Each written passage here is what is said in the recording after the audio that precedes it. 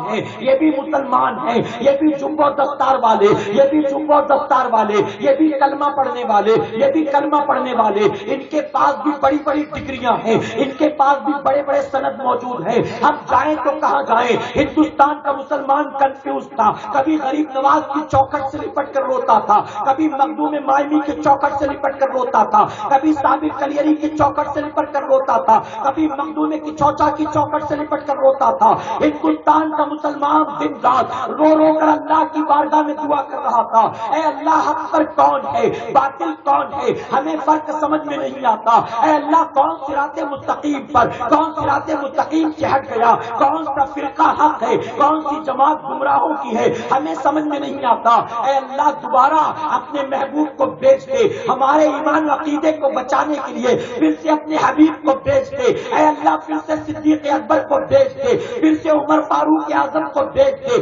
پھر سے عثمان غنی اور مولا علی کو بھیج دے۔ اے اللہ کوئی تو آئے حق و باطل کا فرق ہمیں سمجھائے، اے اللہ کوئی تو آئے صراط مستقیم پر ہمیں چلائے۔ ہندوستان کا مسلمان ولیوں کی چوکھٹ سے لپٹ کر دن رات رو رو کر دعائیں کر رہا تھا، حتیٰ کہ میرے رب کی رحمتوں کو پیار آ گیا، رب کی رحمتوں نے بڑھ کر آواز کی، اے میرے بندو تم مجھ سے میرا محبوب مانگتے ہو، ابو بکر مانگتے ہو، عمر مانگتے ہو، سنو میرا قانون تو یہ ہے، ایک مرتبہ جس نے موت کا مزہ چکھ لیا اب وہ دوبارہ جنم نہیں لے گا، وہ دوبارہ پنرجنم نہیں ہوتا۔ ہمارے یہاں ری برتھ کا وجود نہیں ہے۔ تم مجھ سے دوبارہ میرا محبوب مانگتے ہو، میں تمہیں دوبارہ اپنا حبیب تو نہیں دوں گا، لیکن سنو میں تمہارے ایمان و عقیدے کی حفاظت کے لیے اپنے محبوب کا سچا شہدائی بنا کر تمہیں امام احمد رضا دے رہا ہوں۔ تم مجھ سے ابو بکر مانگتے ہو، میں تمہیں دوبارہ ابو بکر تو نہیں دوں گا، لیکن ابو بکر کی صداقت کا مظہر بنا کر تمہیں امام احمد رضا دے رہا ہوں۔ تم مجھ سے عمر مانگتے ہو، میں دوبارہ تمہیں عمر تو نہیں دوں گا، لیکن عمر کی عدالت کا مظہر بنا کر تمہیں امام احمد رضا دے رہا ہوں۔ تم مجھ سے عثمان مانگتے ہو، علی مانگتے ہو، میں دوبارہ نہ تمہیں عثمان دوں گا نہ علی دوں گا، ان دونوں کا جانثار بنا کر میں تمہیں امام احمد رضا دے رہا ہوں۔ میں نے علی کے بازوؤں میں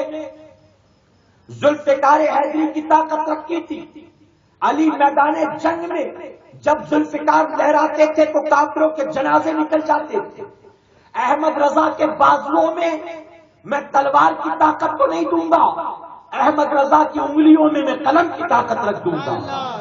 جب علی کی ذوالفقار لہراتی تھی تو کافروں کے جنازے نکل جاتے تھے، جب احمد رضا کی قلم چلے گی تو بدعقیدوں کے جنازے نکل جائیں گے، بدعقیدگی کے جنازے نکل جائیں گے۔ رب کا احسان ہوا، تمام فتنے ہندوستان میں پیدا ہو رہے تھے، رب نے ان سارے فتنوں کا مقابلہ کرنے کے لیے بریلی کے تاجدار کو بھی ہندوستان میں پیدا فرمایا ہے۔ رب نے اپنے بندوں کی دعا کو قبول کیا۔ ہندوستان کی سرزمین پر صوبہ اتر پردیش میں بریلی شریف نام کے شہر میں جسولی نام کے قصبے میں خانوں کے ایک عظیم خاندان میں مولانا نقی علی خان رحمۃ اللہ تعالی کے گھر میں 10 شوال 1272 ہجری کو ایک بچہ پیدا ہوا جس کا تاریخی نام المختار رکھا گیا، جس کو ان کے دادا جان نے احمد رضا کے نام سے یاد کیا اور جس کو دنیا سنیت قیامت تک اعلیٰ حضرت کے نام سے یاد کرتی رہے گی۔ اور اے مسلمانوں میں کہنا چاہوں گا، کوئی بدعقیدگی کی بنیاد،